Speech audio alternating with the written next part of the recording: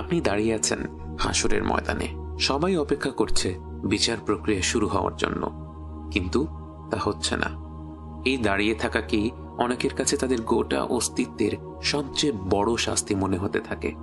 যারা আল্লাহকে অবিশ্বাস করেছিল, তার রসূল সাল্লাল্লাহু আলাইহি ওয়াসাল্লামকে অস্বীকার করেছিল, তারাও আর দাঁড়িয়ে থাকতে যাচ্ছে না। যদিও তারা অনুধাবন করতে পারছে তাদের জন্য জাহান্নাম অপেক্ষা করছে, তারপরও তারা চাচ্ছে আল্লাহ যেন বিচার প্রক্রিয়া শুরু করে দেন, এরপর যা হবার হবে। কিন্তু এভাবে দাঁড়িয়ে থাকা আর সম্ভব হচ্ছে না। মানব জাতি, জিন জাতি সহ গোটা সৃষ্টি একত্র হয়ে ছুটে যায় আল্লাহর সৃষ্টি করা প্রথম মানুষটির কাছে। আদম আলাইহিস সালামের কাছে জড়ো হয়ে বলে, হে আমাদের পিতা, আল্লাহ নিজ হাতে আপনাকে সৃষ্টি করেছেন, আপনি আল্লাহর কাছে শাফাআত করুন, সুপারিশ করুন, তিনি যেন বিচার প্রক্রিয়া শুরু করে দিন।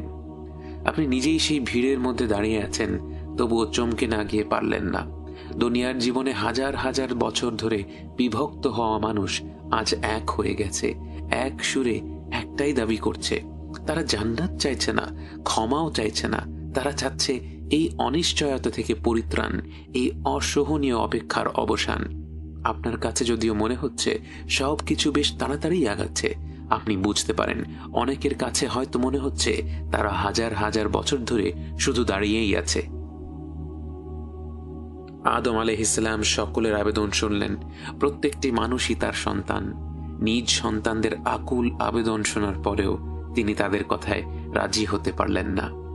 তিনি সেদিন বহু বছর আগে তার করা একটি ভুলের কথা চিন্তা করছিলেন, যে ভুলের কারণে তিনি জান্নাত থেকে বহিষ্কৃত হয়েছিলেন, যে ভুলের শাস্তি তিনি পেয়ে গিয়েছিলেন। কিন্তু তিনি জানেন আজ বিচার দিবসে আল্লাহ অত্যন্ত রেগে আছেন। তাই তিনি তার সেই একটি ভুল নিয়ে এতটাই চিন্তিত যে তিনি তার সন্তানদের ফিরিয়ে দিয়ে বললেন, আমি এ কাজ